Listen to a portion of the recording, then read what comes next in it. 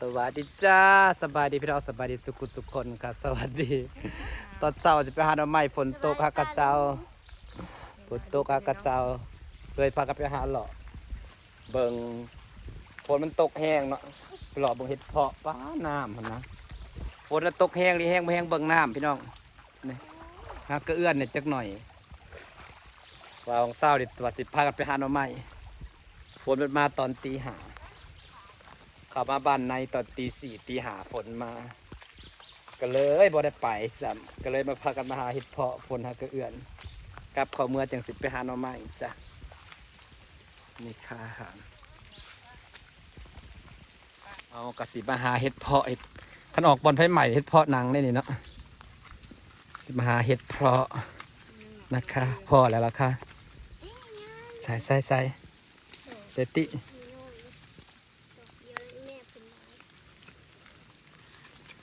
ออกเป็นจุ่มอยู่บ่เกวียนข้าเจ้าอันพ่อคือเป็นจุ่มอยู่แท้ตีดิเห็ดเพาะจ้าจะสำนีก็เอาด้วยพี่น้องสำนีก็เอาละค่ะอ่อนแกงพอดีแซ่บออกเป็นจุ่มนี่เนาะเฉพาะเวลาเห็นข้าเจ้าขี้ยาเป็นจังเต็มนะสำนีก็เอาละค่ะพี่น้องค่ะไปแกงโอ้เสียดายดอกฮักก็ออก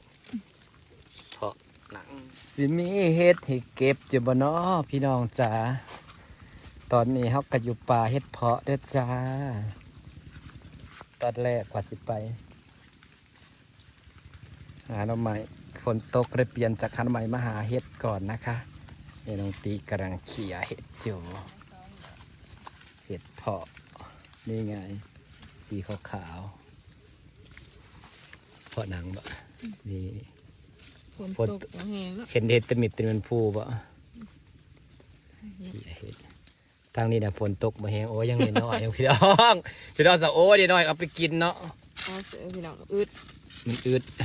น้อยก็เอาคนอื่นเอาคือเก่าแมนพี่ตาบ่เอาเลือดดิแล้วเขาเจ้าเก็บเบิดมันคือเห็ดเพาะนะคะพี่น้องจ้าคือมีดอกเดียวคนโหลยคือบัวแดงเห็นบานเขาจะผ่านอยู่เลยเนาะเขาเห็นเขาเจ้าหาอยู่ไทยนะคลิปนั่นโพดหลายเนาะ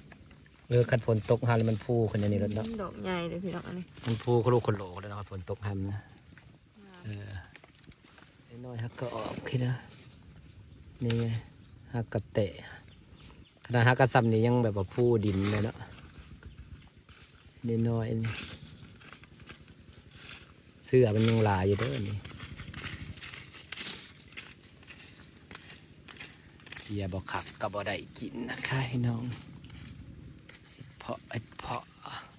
มันคือบ่ออกเป็นมุง เพื่อสิพ่อดอกหนึ่งกลัวจะพ่อ1 ดอกใส่โอ้ยว่าดอกเลี้ยวว่าสั่นแบบนี้ใครเยอะเนาะขี้ฮาบัดขาวโว้ยโอ้แบบนี้กับใครตัวโอ้ยยังน้อยอยู่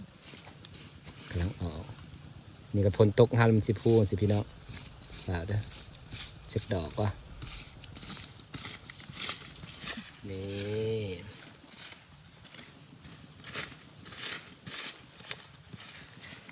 พอแล้วเห็ดเพาะจ้าว่าดอกเดียวปัดเลียผัดปักเกลหลายดอกหนึ่งเด้อเก็บเพาะ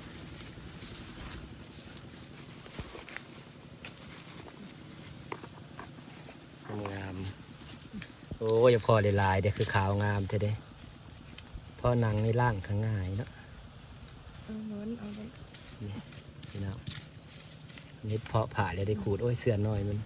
ติดไว้คือเก่าโอ้ยเสื้อน้อยยังบักลายนึงเสื้อน้อยเม็ดน้อยมันยังขาวอยู่แล้วพ่ออีกแล้วกำลังเคลียว้ายบังเคลียกำลังเห็นสีขาวพอละ2-3 ขาวนี่โอ้ย2 ดอกนี่3โอ้พี่น้องหลายดอกอยู่มูนี่เคลียไปเรื่อยจ้า น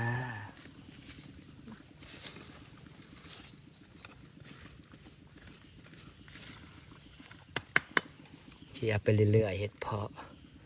คันฝนตกแห้งมันก็สิขึ้นมาในดินกองลอกหล่อนอยู่เลยพี่น้อง ฝนแห้งทางบ้านฝนแห้งแล้ว ฝนแห้งทางบ้านพัดลาดทางเกือบลาดนี้นี่โอ้ยสะอ่อนเด้อย่าเก็บหลายๆเด้อ่อนๆนะพี่น้องเอ้ยยำนั่นเปาะกึดกึดกึดอ้ายยำนะกึดกึดกึดกึดกึดกึดกึดอ่อนแต่ละไอ้แกงแสบแต่ละพี่น้องจ๋าเฮ็ดออกใหม่นี่อ้ายอ่อนเดี๋ยวเรียนรอว่าเอาไปขูดมาได้ครึ่งหนึ่งเสียงอ่อนคักอะไร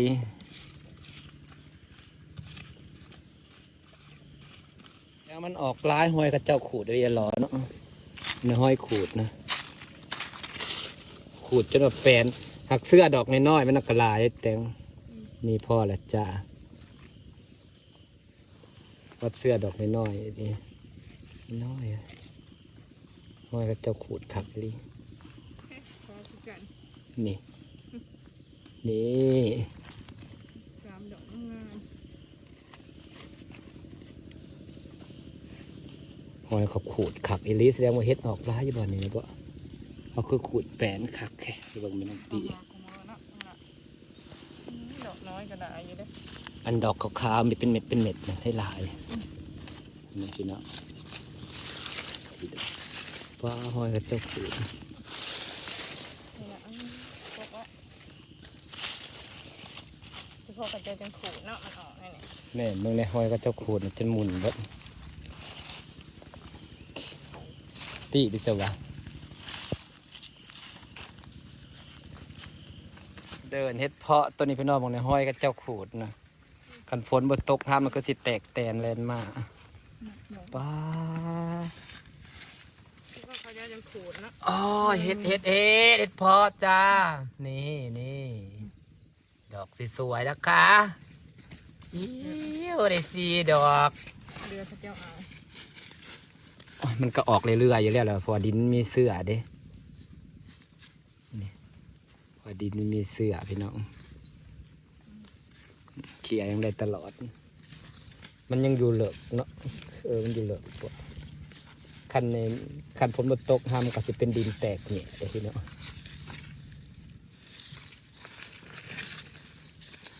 ใส่เน้นเพิ่นเฮ็ดเก็บเฮ็ดเพาะจ้าพี่น้องจ้าพ่ออีกแล้วจ้าดอกขาว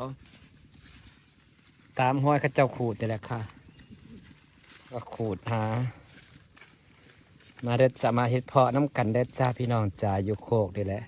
อันนี้ก็จะเป็นป่าเฮ็ดเพาะได้กำหนึ่งเลยนั่งขูดนั่งไง่ายท่านี้แหละกันบ่ขูดกับบ่เห็นนี่ดอกสีขาวกันบ่ขูดกับบ่เห็นเฉพาะก็จังขูดนี่ต้องมีจองขูดคุดกวดโอ้ยดอกหน่อยมัน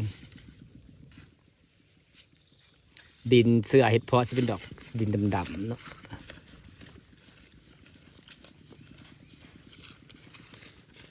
มีหมูมีคู่บ่คะดอกเดียว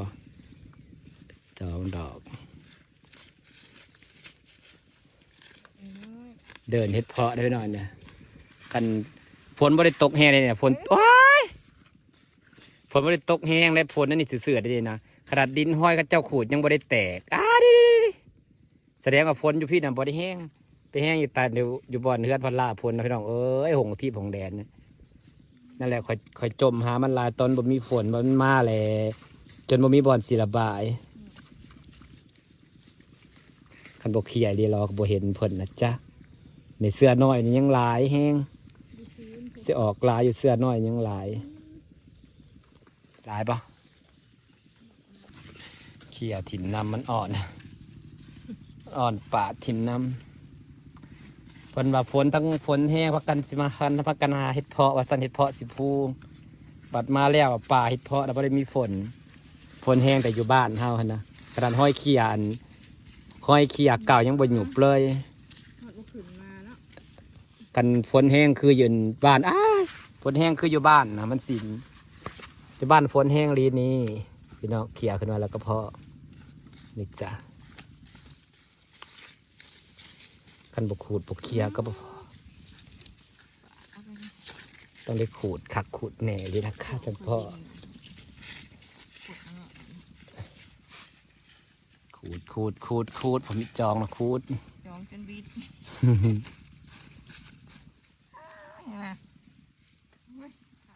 ป่าทิมน้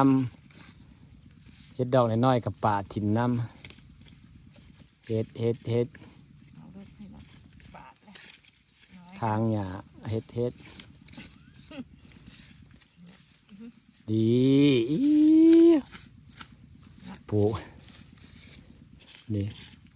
คันหาเฮ็ดเนี่ยหกไปได้กระแปนนะคะผมไม่ได้ขนมน้อยมา ดอกน้อยหลายได้เคลียร์พ่ออีกแก้วเฮ็ดพอจ้าตีเก็บพอเด้อตีมันอยู่เหลือกปานนั้นเนาะ ผม โอ้ยดอกน้อยมันลายเลยนี่ตามเหงาไม้นี่เคลียร์เอาค่ะขันฝนตกแฮมนสิพูลุงร่องอยู่ได้นี่ฝนมันไปแห้งทั้งบ้านเห็ดเพาะจ้าเห็ดเพาะหนังอ่อนๆเด้อจ้าพี่น้องก็ได้ใส่นี่ไปไว้แกงไหมป้าได้ใส่ไปแกงนี่แต่เสียบผมมีคำว่าแก่จากดอกเราเห็ดนะฮะก็ออกเพราะว่าตั้งแต่ฝนตกหน้านี่มันแบบว่ามันมีมือเอาเลยแม้มันแบบว่าฝนตกสมือดีมันเลยออกบกค่อยลายพี่น้องคันมันเอาจากมือ2-3 มือติดกันในเห็ดมันเสียออกไวเพราะเห็ดนี่มันต้องให้อากาศร้อนอบอ้าวก่อนถ้าอากาศร้อนมันอบอ้าวปุ๊บมันเสียให้ดินนะนี่นี่ดอกน้อยเสียงปาดไปน้ำโอ้ยเสียดายดิ ขนาดจองเลยนี่ ปาดไปน้ำพี่น้องจะน่ะมันอ่อนในเฮ็ดน่ะสะอ่อนเด้ตีได้ยังไงตีโอ้ตีมันก็บ่ธรรมดาเด้อมันหลายกว่าเฮาอีกบ่นี่นะเอาอยู่ใส่ด่างอยู่รุมบูป้าผู้ใดที่หลายเติบน่ะ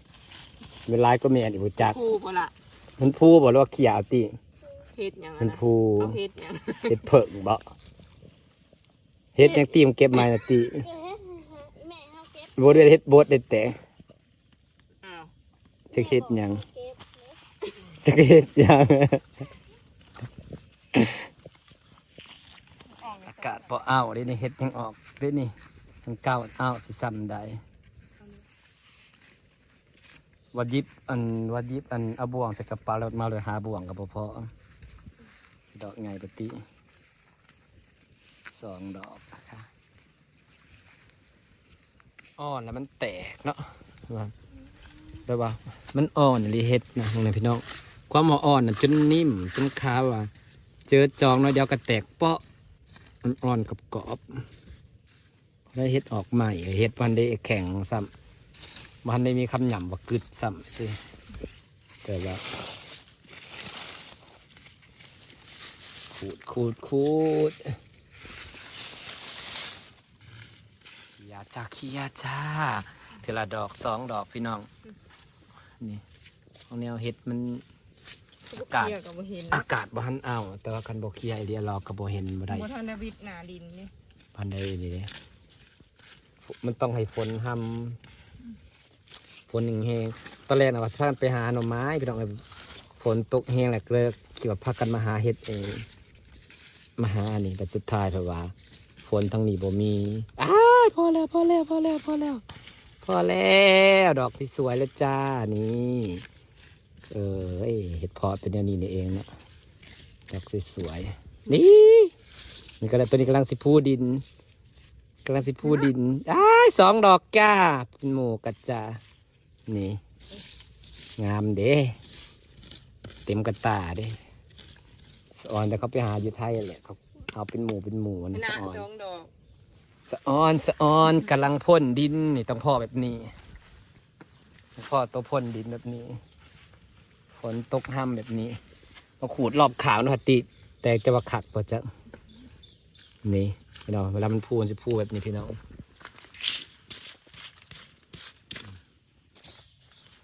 โนมีอยู่แถวขาง3 ดอก 4 ดอกจ้า4 ดอก 5 ดอกค่ะเป็นหมู่อยู่ได้นะคะ5 ดอกนะคะ5 ดอกนะจ้านี่แต่ดอกใหญ่ๆโอ้อยากได้แต่ไส้นี่เด้ แถมใหญ่แถมอ่อนอีกเด้อพี่น้องอ้าวอันนี้เสืออันนี้น้อยเลยใหญ่ปะว้ายมันต่อกันอยู่นี่อ้าวเสือน้อยมันในลายอีหลีถมไปน้อยอีหลีนี่เฮ็ดนั่นนะงามเด้เนี่ยนี่นะพี่น้องคันมันเป็นจุ่มเนาะมันออกเนาะบ่ได้ค่อยมีห้อยคนเขี่ยเท่านี้นะนี่จักดอกพ่อละจ้าต้องตีพ่ออีกแล้ว2 ดอกขาวๆงามๆเลยจ้าโอ้ชาดินบ่ค่อยมีห้อยคนเขี่ยนี่ไปตองตินี่งามเด้2 ดอกงามๆจ้ะเขี่ยเป็นหยังจะว่าให้ฝนตกจังมาหาเห็ดเพาะพี่น้องคันฝนตกนั้นมันสีพูดินแต่เมื่อนี้บังเอิญฝนแห้งอยู่บ้านอยู่นอกฝนมันบ่แห้งนี่ต่างอย่างมาเลาะบ่งกระเซ็นมันพูดินเป็นสีขาวแบบนี้พี่น้องนะเห็นบ่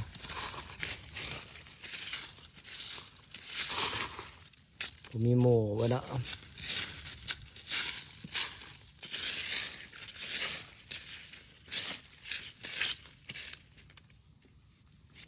ดอกเตีย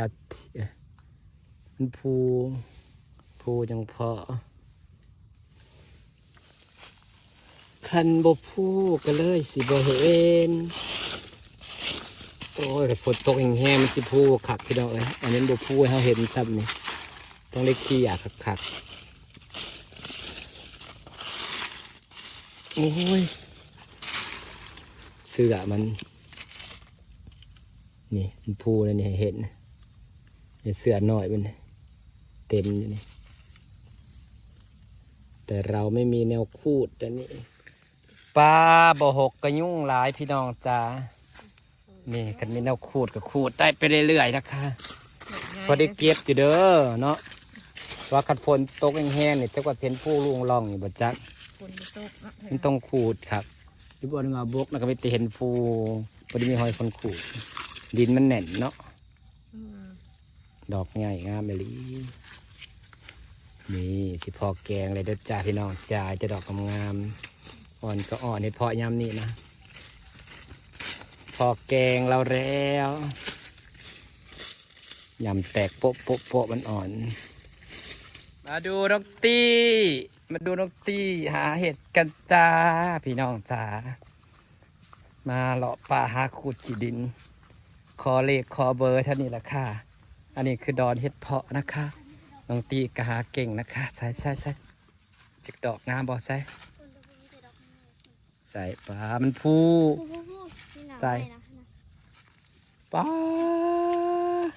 มันพูเลยแถวนี้มันพูแล้วขนาดฝนบ่แห้งนี่เพิ่งค่ะดอกใหญ่นี่ตัวนี้พู3-4 ดอกอ้ายงามพี่น้องเห็ดเพาะใส่แนวขูดกับหันมีนี่เอาบัดลิบบ่วงใส่กระเป๋าแล้วพอเห็นบ่วงเขาจะหยุดใส่เก็บมันพูพี่น้องนี่อ้ายนี่เห็ดเพาะใจเห็ดเพาะเขี่ยไปเรื่อยๆมีคนหยาดเอานี่อันนี้ขาวๆกับเม็ดตะวันนั่นนะยังน้อยพดบ่ดอกใหญ่จะตากกับนี่ทำฝนทางวันในเก็บนี่เห็ดเพาะจ้าสวยๆนั่นแหละจ้าน้องตรีหาเห็ดได้เยอะหรือยังนี่เยอะเติบเลยดินะพอกินพอได้นี่บอเห็ดพอฝ่ายนะนี่พอฝ่ายสีขาวนะเห็ดพอฝ่ายมันจะมีใยนะพอฝ่ายเก็บนี่ไม่ขาดตัวนี้ใหญ่มันยังน้อยเนาะขันมันใหญ่มันสิลายดอกนี่มันสิเป็นปุ่มเลยนี่ยังน้อยเห็ดฮักก็ออกพี่น้องเห็ดฮักก็ออกพ่อเห็ดเพาะจ้าเด็กน้อยมาเห็ดเพาะพ่อเห็ดเพาะใส่ค่ะนี่ขุดเบิ้ง นี่จ้าเห็ดเพาะ2 ดอกขุดดีๆ2 ดอกนี่ก็ตายเห็ดเพาะใช่เห็ดเพาะจ้า หมูมันมาจาก จับเขาบอกคอยมีหอยคนเชียร์ได้ทีนี้นะเห็ดเพาะค่ะเด็กน้อยหาเห็ดเพาะนะจ้านี่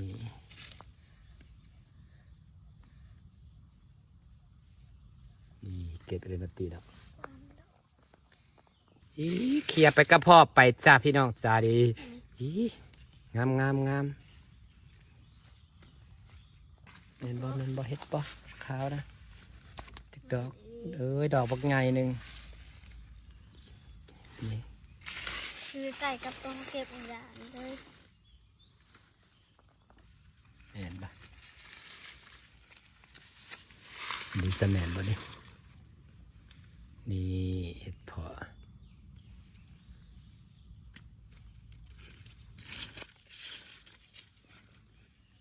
เห็นบกเกียดเพาะดินี่หนึ่งเห็ด2 ดอกได้ฮะ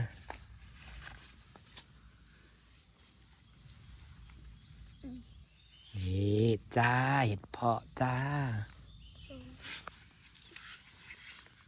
นี่ดอกใหญ่ เจอเห็ดแล้วจ้า นี่ดอกใหญ่ซ้ำใดอุ้ยดอกสวยเชียว นี่กับแม่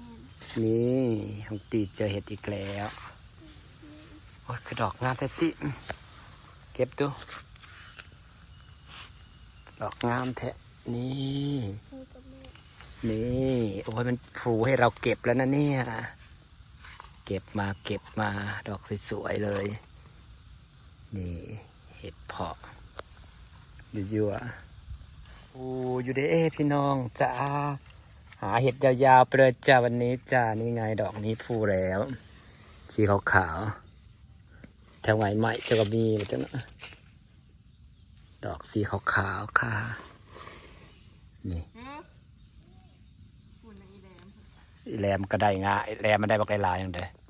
ดีมันกระพูลายได้เท่าดีนี่จ้างามเด้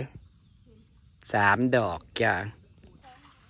ป้าบ่หกก็ยุ่งลายใส่นี่1 ดอกจ้า1 ดอกบริเคียนะคะเก็บอย่างเดียวจ้านี่ นี่ก็มี2 ดอกนะ ดีเห็ดจ้าเห็ดเก็บเห็ดผูกดินนำกันนะคะนี่จ้ะอ้าวกองปัสเกตกองคือมัวเคลียจะเคลีย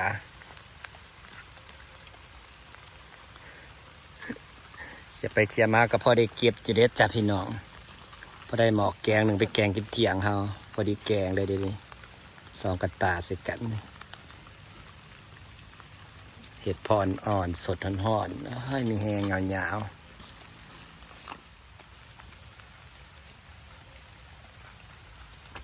เห็ดเพาะจ้านี่จ้า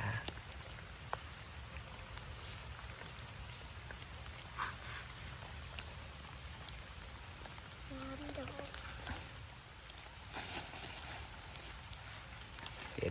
เห็ดเพาะรถ300-400ก็อย่าสุดตีต่อพี่น้องเพื่อสิได้ดอกหนึ่ง ซื้อกินน่ะดีแล้วพอได้มีเงินนะจ้านี่พิธีหาเห็ดเพาะเขียเพื่อสิได้ เป็น4 ดอก 4 ดอกสวยๆยั่ว โอ้ย ๆ5 ดอกเคี่ยไปเรื่อยๆ6 ดอกเคี่ยไปเรื่อยๆกับพ่อไปเรื่อยๆจ้า ไปเก็บเอาหัวมันได้ไปแกง เพอมันก็เป็นเห็ดเพาะติ อืม นี่จ้าเพื่อสิได้แต่ละกิโลนะคะไปแกงนะคะนี่มันต้องเคี่ยคักๆ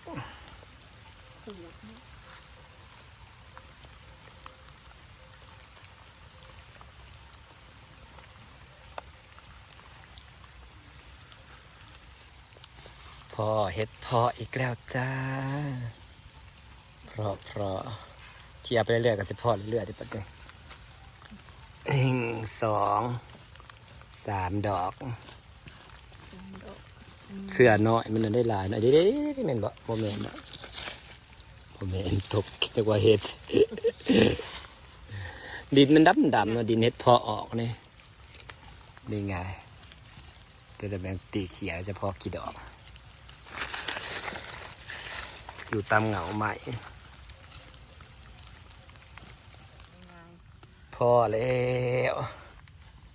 เฮ็ดเพาะหมู่ใหญ่ไปนี่4 ดอกสวยๆเลยจ้า4 ดอกสวยๆเก็บไปติเกียร์เบิ่งหมู่มันดูจะว่าจุ่มอยู่บ่จ๊ะ4 ดอก 5 ดอกเปล่าผู้ทั้งผู้จักดอกพี่จักดอก2 ดอกเหรอเอากระเพาะ2 ดอก 3 ดอก 3 4 ด ด อก อก3 ดอก 3 ดอกหรือ4 ดอก 3ผู้ที่กำมือ แต่ดอกงามๆเนาะ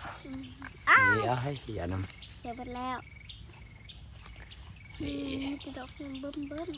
แต่ดอกสวยๆนะจ้า ที่ดอกเบิ่ม จะขาเห็ดจะขาพี่น้องจ้าสิพากันเมื่อเลย9 โมง 10 โมงเลยมาตั้งแต่เช้าแต่พดเช้า6 โมงผมตื่นแต่ตี 4นี่มาดูเห็ดน้องตี้นะคะนี่ของน้องตี้กับพ่อแกงเลยพี่น้องเดี๋ยวจะเข่งกับตาหน่อยงามๆเห็ดนะนี่งามเลยดูเห็ดของแม่กับของลูกใครจะเยอะกว่ากันนี่จ้าดูเห็ดของแม่กับของลูกใครจะเยอะกว่ากันอันนี้ของน้องตีเห็ดได้พอแกงนะคะงามๆล่างง่ายเห็ดพอผ่ายมันก็ผิดเห็ดพอหนังล่างง่ายนี่พอดีแกงเลยจ้าเบิ้งนะพี่น้องนี่สวยๆงามๆเลยจ้าพอดีแกงเลยจ้ายั่วๆเห็ด2 กระตะพอดีแกงเลยนี่พอดีแกงขาวๆยั่วๆจ้าสิฝากบรรยากาศไว้ซ้ำนี่เด้อจ้าพี่น้องโพดว่าน้ำสอนผู้บอกนี่มันน้ำหลายโพดสอบเวลาสิฝากบรรยากาศไว้ซ้ำนี่เด้อจ้าขอบคุณทุกคนนะจ้าที่ติดตามสวัสดีจ้า